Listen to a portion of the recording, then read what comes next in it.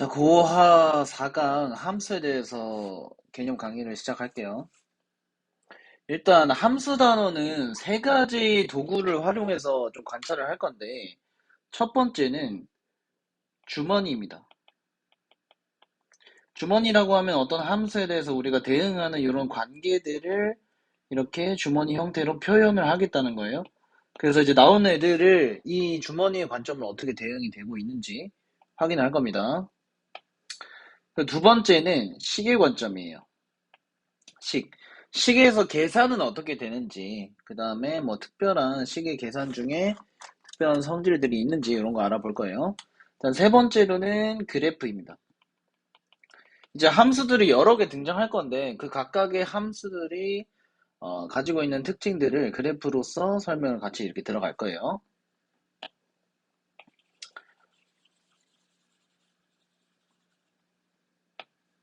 다음 첫 번째, 함수를 우리가 정의를 먼저 할 겁니다. 그래서 첫 번째는 함수예요, 함수.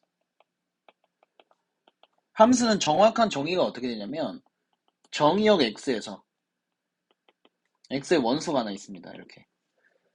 거기에서 공역 y의 원소에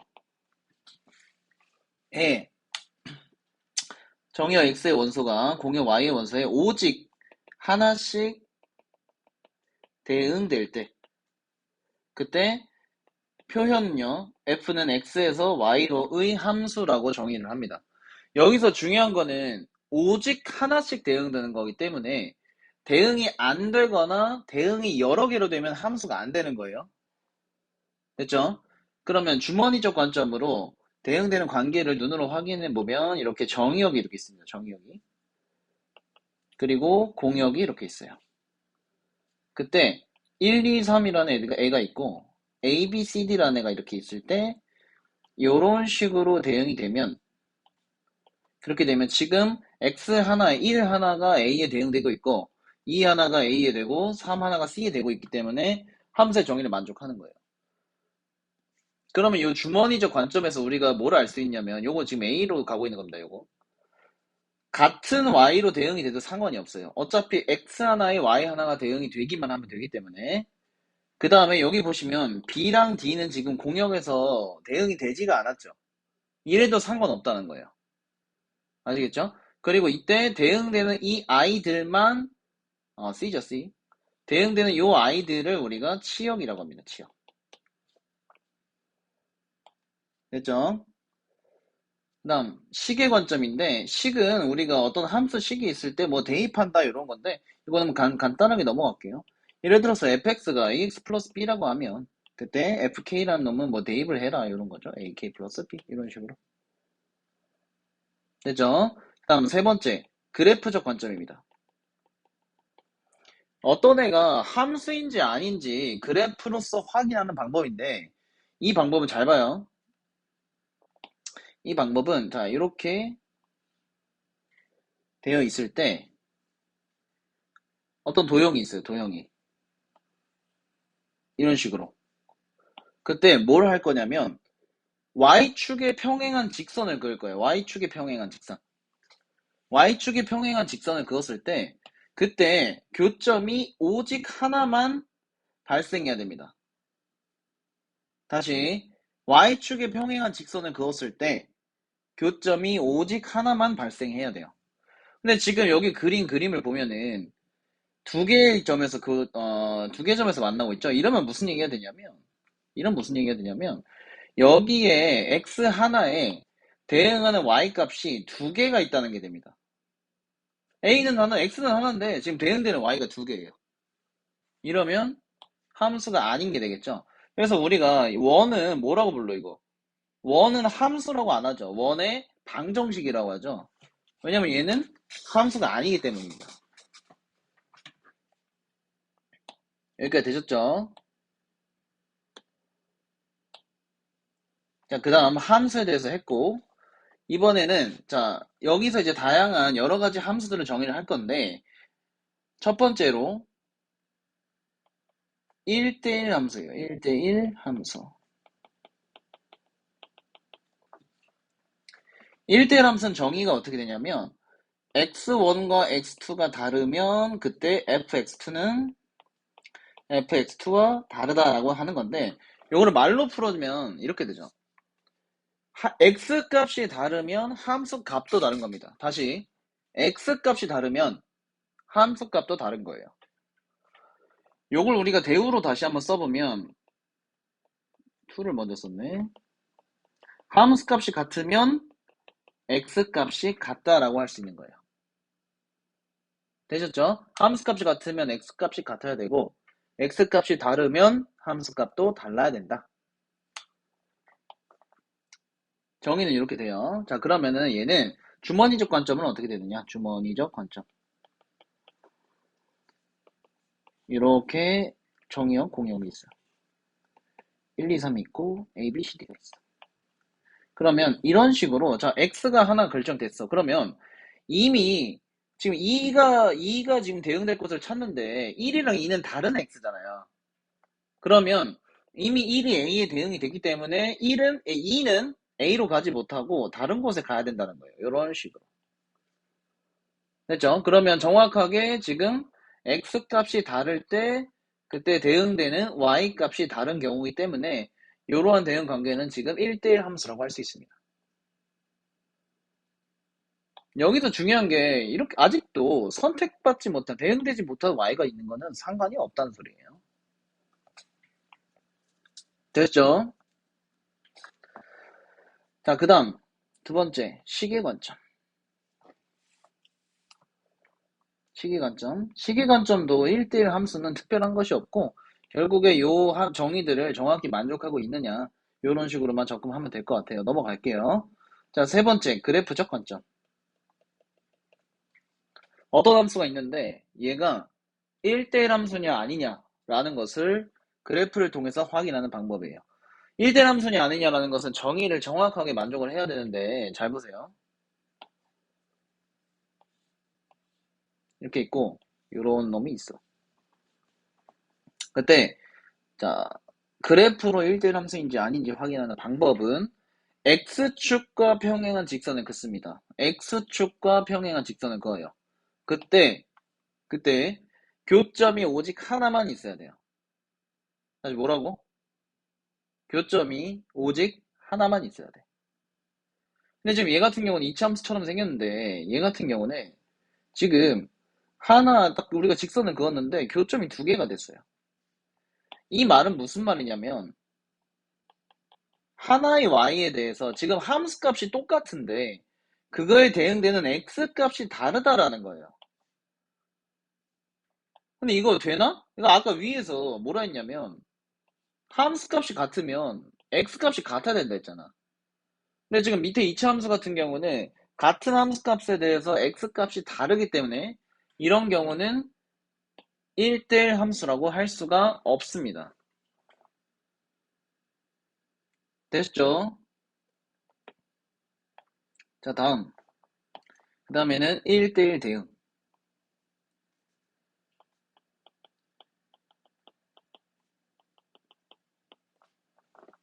1대1 대응. 자, 1대1 대응의 정의는 일단 얘가 1대1 함수여야 돼. 1대1 함수여야 돼. 거기다가 플러스 공역과 치역이 같아야 합니다. 자, 아까 1대1 함수에서는 주머니적 관점에서 어떻게 됐었지? 기억나나? 1대1 함수에서는 아직도 공역에서 선택받지 못한 아이가 있어도 됐어요. 즉 공역과 치역이 달라도 됐었는데 이제는 1대1 대응이 되려면 공역과 치역이 정확하게 같아야 돼. 그래서 이런 식으로 대응이 돼야 한다라는 겁니다. 됐죠? 됐죠? 그러면 시계 관점도 넘어갈게요. 1대1 대응도 시계 관점은 별거 없기 때문에. 근데 이런 건 좀 조심했으면 좋겠어. 이제 문제에서 제시될 때 이 함수가 1대1 함수이다, 1대1 대응이다 이렇게 직접 제시를 해주는 거는 쉬운 문제고 어려운 문제에서는 뭐 어렵다기보다는 대부분의 문제에서는 정의로서 이렇게 정의로서 얘가 1대1 함수다 라고 이야기를 해주기 때문에 정의를 분명히 알고 있으면 될 것 같아요. 여기다가 공역과 치역까지 같으면 되니까. 이렇게. 자, 그래프적 관점. 우리가 아직 배우지는 않았지만 수1에서 배우는 지수 함수 같은 경우가 1대1 함수이면서 1대1 대응이 아닌 함수가 돼요. 그래서 간단한 개형을 그려보면 이런 식으로 그려지고, 지금 조금 잘못 그렸는데 이런 식으로 그려지고, 이 i는 x에다가 어떤 값을 넣어도 절대로 0보다 작아지진 않죠. 그죠? 그리고 x가 굉장히 작아지게 되면 0에 한없이 가까워지는데, 따라서 얘는 치역 자체가 어떻게 되냐면 0보다 크다가 됩니다. 그죠? 근데 얘는 1대1 함수긴 해. 얘는 그거 보면 이렇게 아무리 그어도 계속 하나에서 만나. 그럼 1대1 함수이긴 하지만 지금 치역이 0보다 크다는데, 우리가 일반적으로 아무 얘기가 없을 때 공역은 실수 전체이기 때문에 치역이랑 공역이랑 다른 상황이 되는 거죠. 그래서 치역과 공역이 다르기 때문에 얘는 1대1 함수이지만 1대1 대응은 아니다 라고 인지를 하면 될 것 같습니다. 넘어갈게요. 자, 다음. 자, 이제 우리가 뭐뭐 배웠냐면 1대1 함수, 1대1 대응 이렇게 두 개 배웠죠. 그 다음에 항등함수와 상수함수가 있는데, 이쪽 부분은 우리가 수업 시간에 본인이 스스로 해결하는 걸로 넘어가겠습니다. 자, 그 다음 합성함수. 세 번째 합성함수.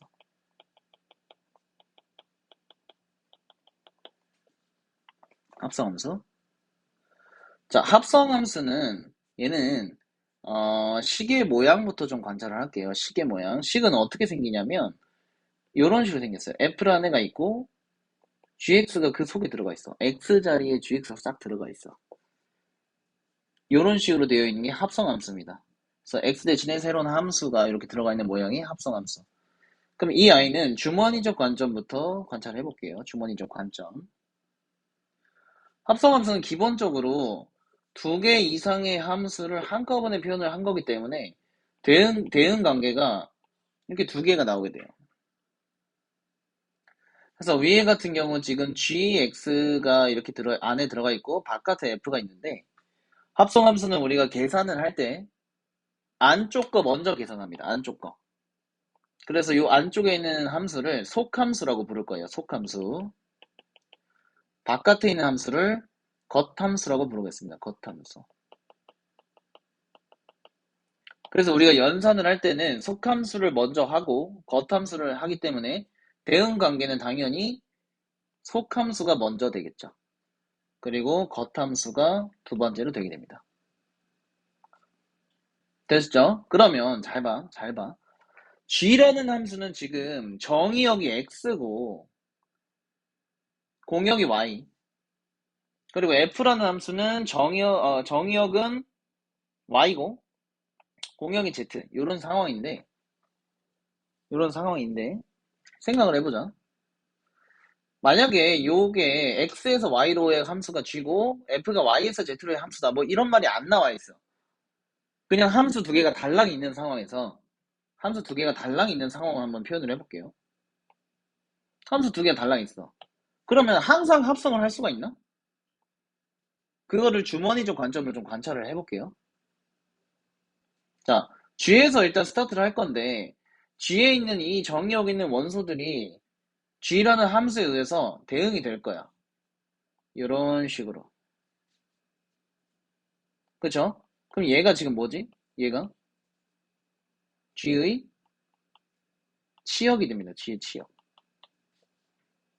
자, 그 다음에 이제 내가 합성을 할 건데, 합성을 하려면 지금 G의 치역 자체가 F의 정의역에 포함이 돼 있어야겠죠? 잘 봐. F의 정의역이 이런 식으로 되어 있으면 그냥 무리 없이 내가 이렇게 대응을 시키면 그만인데, 만약에 F의 정의역이 이런 식으로 돼 있어. 이런 식으로. 아니, 그럼 아까 합성한다고 했는데 만약에 요 놈이 1로 대응이 됐어. 근데 f의 정의역이 안 들어가네? 그럼 지금 이놈이 대응될 곳이 없잖아. 정의역이 안 들어가니까. 그러니까 이런 상황에서는 합성이 정의가 되지 않는다. 따라서 합성함수가 정의가 되기 위해서는 G의 치역이 어디에 부분집합이어야 된다? F의 정의역의 부분집합이어야 한다. 됐죠? 그래서 함수 두 개가 있다라고 해서 항상 합성할 수 있는 게 아니야. G의 치역이 F의 정의역의 부분집합이어야 된다. 됐죠? 자, 두 번째, 시계 관점. 시계 관점. 우리가 합성함수를 표현할 때는 요 점을 많이 쓸 건데, 점은 우리가 도트라고 읽어요. 그래서 표현을 할 때는 G, 이것도 바꾸면 헷갈리잖아. 자, F, GX 라는 놈은 또 어떻게 표현하기도 하냐면 F 도트 G, X 이렇게 표현하기도 해요. 그래서 표현법은 익히도록 하고, 아까도 얘기했지만 이 안쪽을 먼저 계산하고 그 다음 바깥을 계산하는 거예요. 속함수를 먼저 계산하고 겉함수를 계산한다. 그래서 예를 들어서 fx라는 애가 ax 플러스 b야. 근데 뭘 구하랬냐면 f 합성 fx를 구하래. 그러면 얘는 fx가 원래 이렇게 생겼잖아. a에다가 어쩌고 여기 원래 x자리고 플러스 b였는데 여기에 이제 fx가 싹 들어가는 거지. 그럼 어떻게 돼? a가로 ax 플러스 b 플러스 b 요런 식으로 계산을 해주면 되겠다. 됐죠? 그 다음 합성은 일반적으로 교환 법칙이 성립하지 않습니다. 합성은 일반적으로 교환 법칙이 성립하지 않아요. 근데 뭐 성립하는 경우는 있겠지. 근데 일반적으로 성립하지 않는다. 대신에 뭐는 성립하냐면 결합 법칙은 성립한다. 요 놈은 GFH가 있을 때 이렇게 돼서 같다. 결합 법칙은 성립한다. 됐죠? 일단 마지막 그래프적 관점.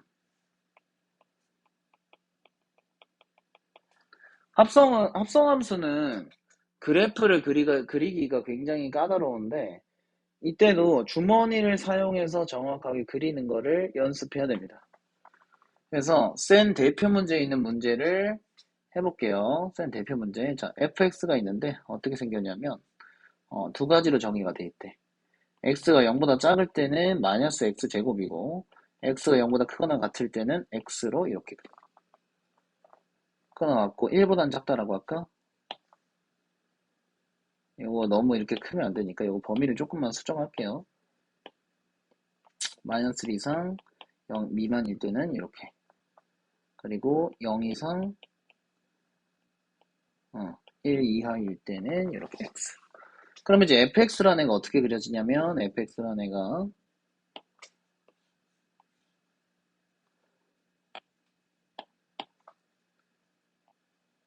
이런 식으로, 아이고, 이런 식으로 그려질 거예요. fx가. 그리고 그때 여기가 이제 마이너스 1이 될 거고 얘가 마이너스 1이 될 거고, 맞죠? 그리고 여기가 1, 여기가 1. 함수함수 그래프를 그릴 때는 주머니를 그립니다. 주머니를 하나, 둘, 세 개. 그때 어떻게 할 거냐면 잘 봐. 뭘 그려달라 했냐면 F 합성 F를 그려달래. F 합성 F. 그럼 첫 번째가 F고 두 번째 대응도 F야. 그럼 이제 우리가 구간을 나눠서 그래프를 그릴 건데 잘 봐. 지금 함수를 보면 마이너스 1에서 0까지 구간이 나눠져 있으니까 그 구간을 먼저 그려줄게요. 그래서 첫 번째는 마이너스 1에서 0까지의 구간이야. 자, 마이너스 1에서 0까지의 구간에서 얘가 대응되는 함수 값이 어디에서 어디까지인지를 관찰해야 돼. 다시 마이너스 1에서 0까지의 구간에서 함수 값이 어디에서 어디까지 대응되는지를 봐야 돼. 그럼 지금 보아하니 보아하니, x가 마이너스 1에서 0까지 이렇게 움직일 때, 그거에 따라 함수 값은 마이너스 1에서 0까지 대응이 되고 있죠. 그쵸? 그럼 함수 값 역시 마이너스 1에서 0까지 대응이 되고 있다. 그러면 그 다음에 이제 얘를 다시 f에 넣을 건데, 처음 보니까 처음에 있던 저 정의역에 대한 결과, 저 치역이 다시 이제 두 번째 겉함수의 정의역에 들어가게 되는 거죠.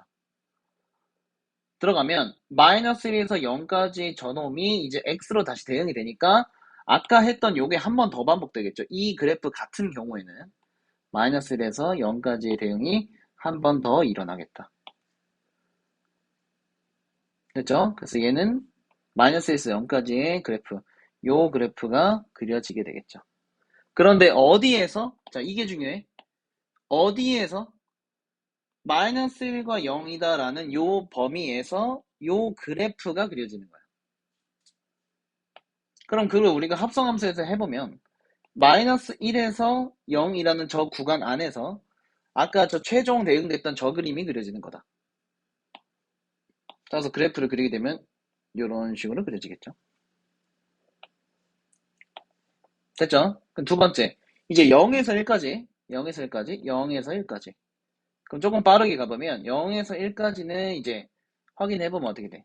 x가 0에서 1까지 이렇게 대응이 될 때 함수값도 0에서 1까지 대응이 됐고, 그죠? 그럼 여기도 0에서 1까지 이렇게 대응이 됐고, 저 결과를 다시 f에다가 넣었더니 한 번 더 똑같이 0에서 1까지네.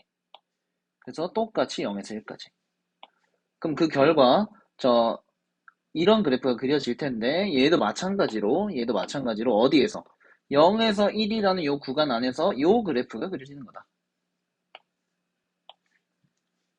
그럼 최종적으로 0에서 1이라는 구간 안에서 0에서 1이라는 구간 안에서 저 그래프가 그려지니까 이렇게 해서 이게 답이 되겠죠.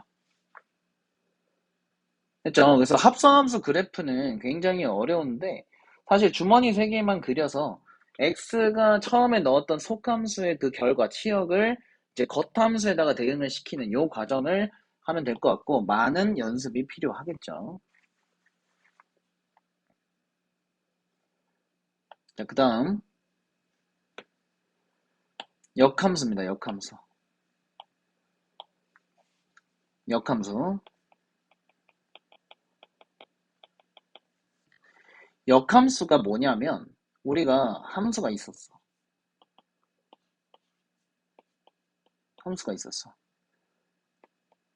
이런 애가 있었는데 이런 애 이렇게 대응이 돼. 이런 함수가 있었는데 그거를 거꾸로 대응시키는 함수를 역함수라고 합니다.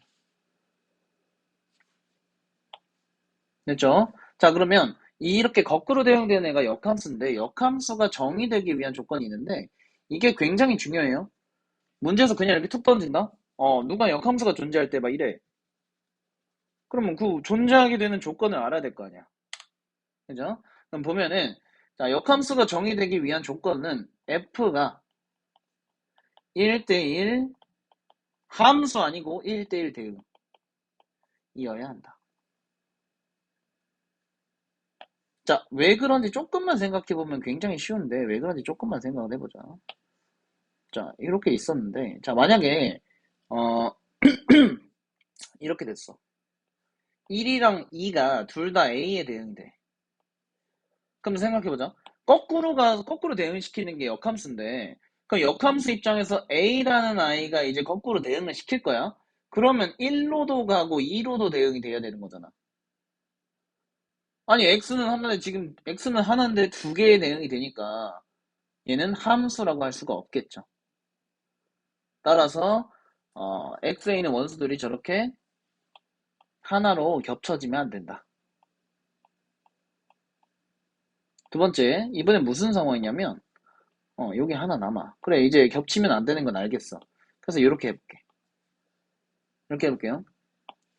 자, 그럼 여기서 뭘 관찰할 거냐면 지금 역함수의 입장에서는 정의역이 A, B, C, D인데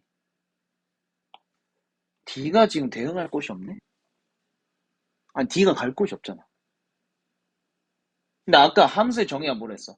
정의역에 있는 모든 원소에 대해서 공역에 있는 모든 아니 공역 모든이 아니죠. 정의역에 있는 모든 원소에 대해서 공역에 있는 원소에 오직 하나씩 대응이 돼야 된다 했는데 지금 역함수의 원소 D가 대응될 곳이 없어.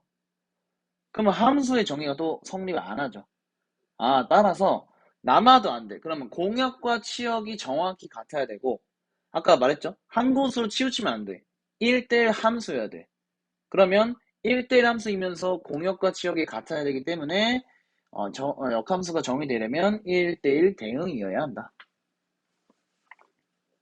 됐죠? 이게 주머니적 관점이었어요. 주머니. 자, 두 번째. 식의 관점. 일단 역함수를 구하는 법을 알아야 될 거 아니야. 자, 역함수는 어떻게 구하냐면 우리가 일반적으로 식은 y에 대해서 정리가 돼 있어요. 이런 식으로. 그때 이 식을 x에 대해서 정리할 거야. x는 으로. 정리하면 어떻게 돼? a분의 y-b 이렇게 할 수 있죠. 그 다음에 어떻게 할 거냐면 x랑 y를 자리를 바꿀 거야. 자리 체인지. 그럼 어떻게 되냐면 y는 a분의 x-b가 되겠죠.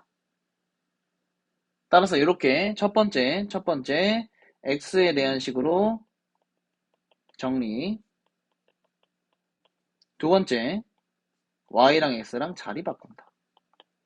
요 과정으로 역함수의 식을 구할 것이다. 됐죠? 그 다음 두 번째. 잘 봐. 이거 되게 중요해. 자, f가 있는데 f 어쩌고가 세모래. 그때 fx가 역함수가 존재한다라고 하면 자, 역함수 입장에선 지금 세모가 어디에 대응이 될까?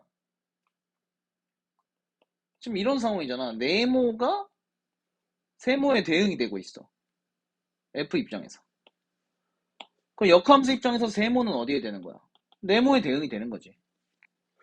따라서 f 역함수, f 인버스라고 읽어요. f 인버스 세모는 네모가 된다. 자, 그럼 이걸 어디다가 써먹냐? 우리가 만약에 f2가 3이라는 사실을 알고 있으면 f 인버스 3을 구할 수 있다는 거지.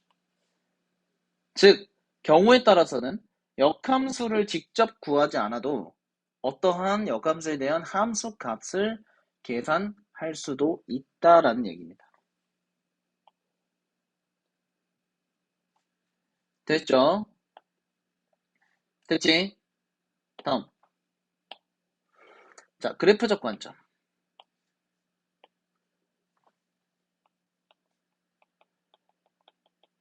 그래프적 관점. 자, 그래프적 관점으로 fx랑 f 역함수 x, f 인버스 x는 y는 x에 대해서 대칭입니다. 아까 역함수를 구하는 과정에서 y랑 x랑 자리 바꿨잖아. 그치? y는 x랑 자리 바꿨어. y랑 x랑 자리 바꾼 거는 그 도형의 이동에서 뭐라고 배웠냐? 그치? 그 y는 x축에 대해 y는 x 직선에 대해서 선대칭이었기 때문에 fx랑 f 인버스 y는 x에 대해서 대칭이다. 그래프로 그려보면 이런 식으로 돼서 자 y는 x가 있었어. y는 x.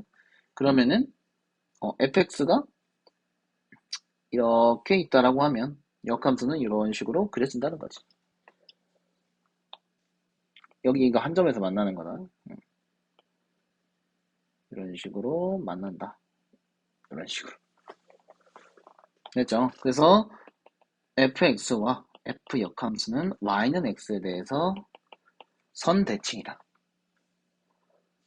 자, 그럼 이 사실을 어떻게 활용이 가능하냐? 만약에 문제에서 fx랑 f 역함수 사이에 있는 이 면적의 넓이를 구해달라고 했을 때 역함수를 직접 구하지 않아도 된다는 거지. 우리가 대칭성을 활용해서 fx랑 y는 x가 이루는 저 사이 면적 요 부분을 구한 다음 그 다음 두 배를 하게 되면 그죠? fx랑 f 역함수 사이의 넓이를 구할 수가 있더라. 오케이?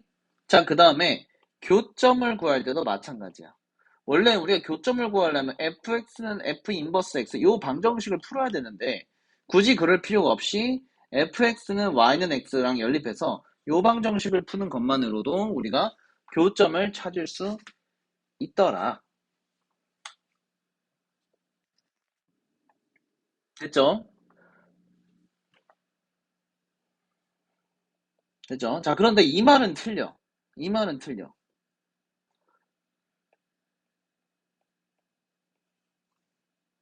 원함수와 역함수의 교점은 모조리 y는 x 위에 있다. 이 말은 틀려. fx와 f 인버스의 교점이 모조리 y는 x 위에 있다라고 하면 이 말은 틀리다고.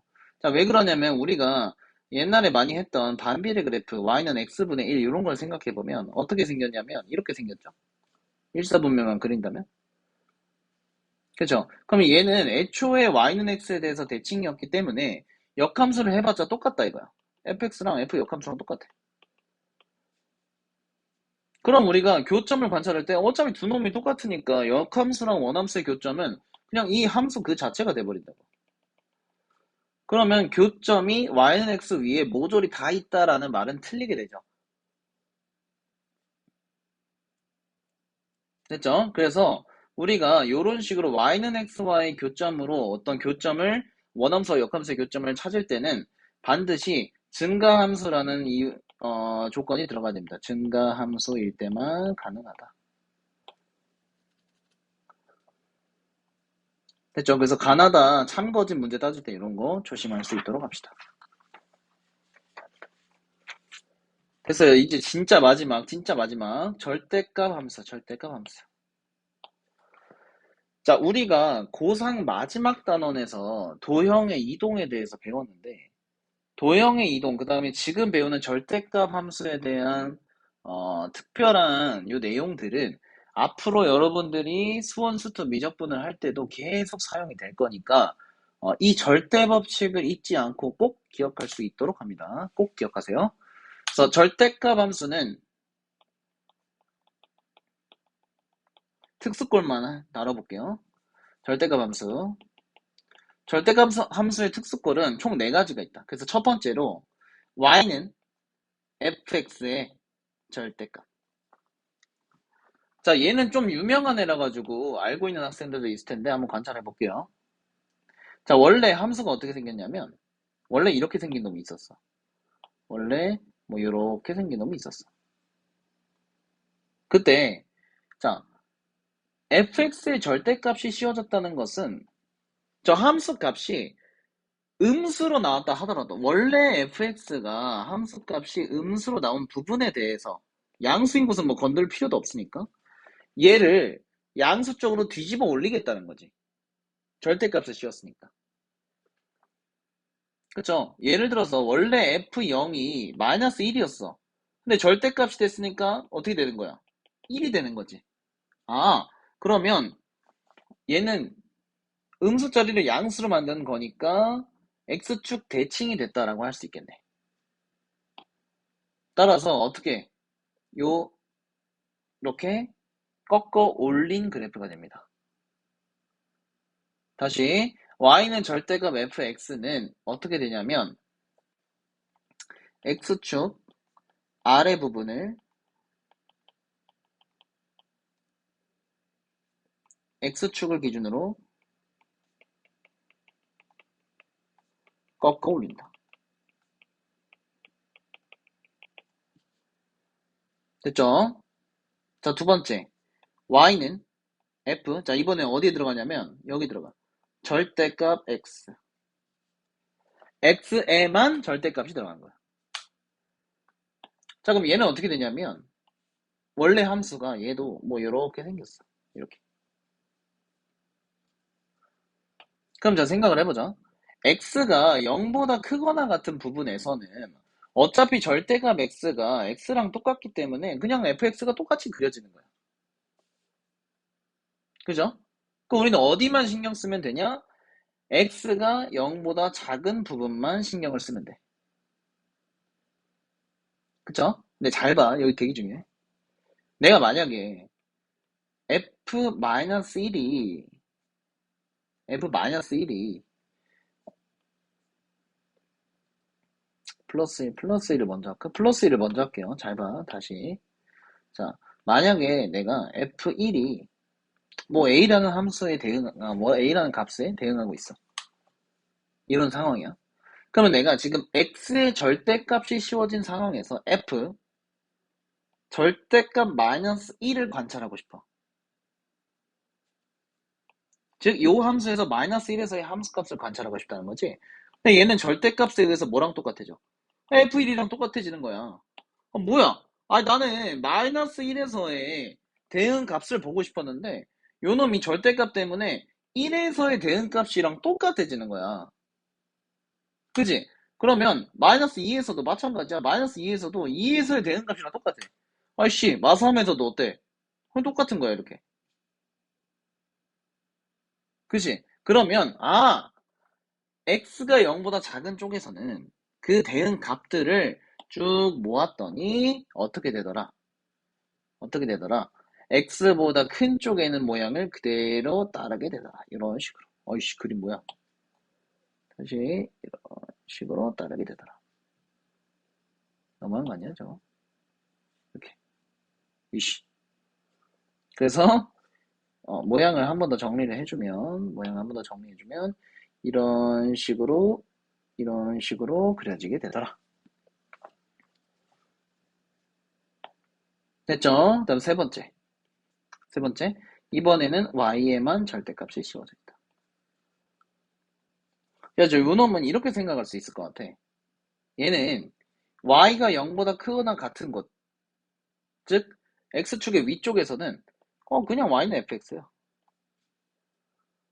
근데 y가 0보다 작은 쪽에서는 이제 x축보다 아래쪽인 곳에서는 마이너스 y는 fx, 즉 y는 마이너스 fx가 되겠지.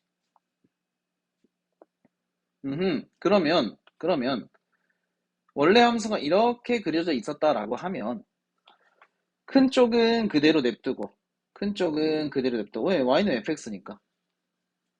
작은 쪽에서는 뭘 그리라는 거야? y는 마이너스 fx, 즉 fx를 x축에 대해서 대칭시킨 모양이 그려진다라는 거죠. 그렇죠? 그러면 그 부분을 그리면 어떻게 돼? 이런 식으로 그려지겠지. 그런데 어디에서만 그려야 돼? 어디에서만? y가 0보다 작은 쪽에서만 그려야 되기 때문에 이런 식으로 그려지겠지. 그럼 얘는 어떻게 하면 되느냐? y는 0보다 크거나 같은 곳을 x축에 대해서 대칭시키면 된다.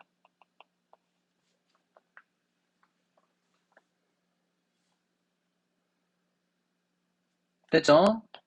자, 이제 마지막 하나. 자, 이번에는 뭐냐면 4번. y에도 절대값이 있고 x에도 있어. 이런 식으로. 그러면 생각을 해보자. 함수가 원래 있었어. 이렇게. 너무 안 이쁘다. 함수가 있었어.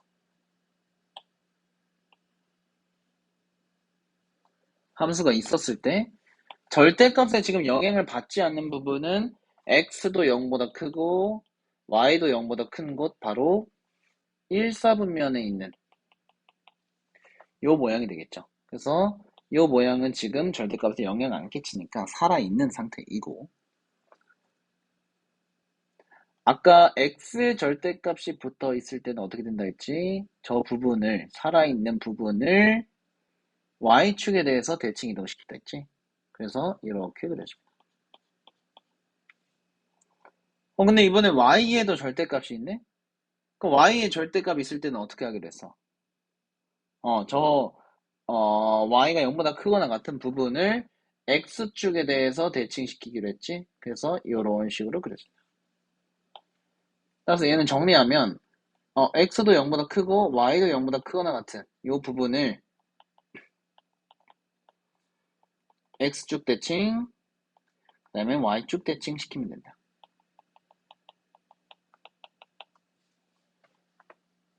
됐죠? 이렇게 됐지? 자, 그러면 지금까지 배운 것들 총 정리해주면 첫 번째로 뭘 배웠냐면 첫 번째로 함수의 정의에 대해서 배웠어. 함수의 정의. 그 다음에 함수의 정의를 배우고 함수의 시계 관점, 그래프 관점, 주머니 관점 전부 다 했었고 그래프의 관점도 했었죠. 그 다음에 우리가 단일 함수 중에서 1대1 함수, 그 다음에 1대1 대응,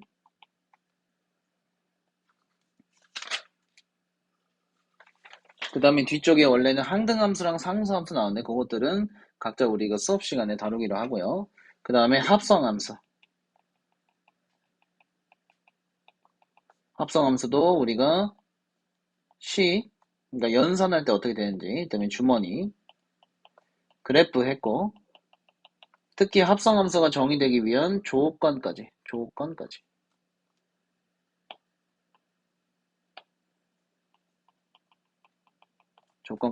했다. 그 다음에 역함수 마지막에.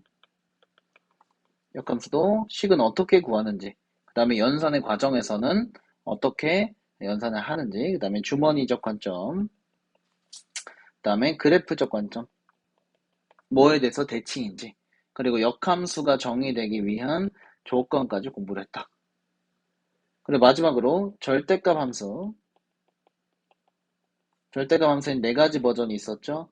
y는 절대값 fx, y는 f 절대값 x, 절대값 y는 fx, 절대값 y는 f의 절대값 x까지.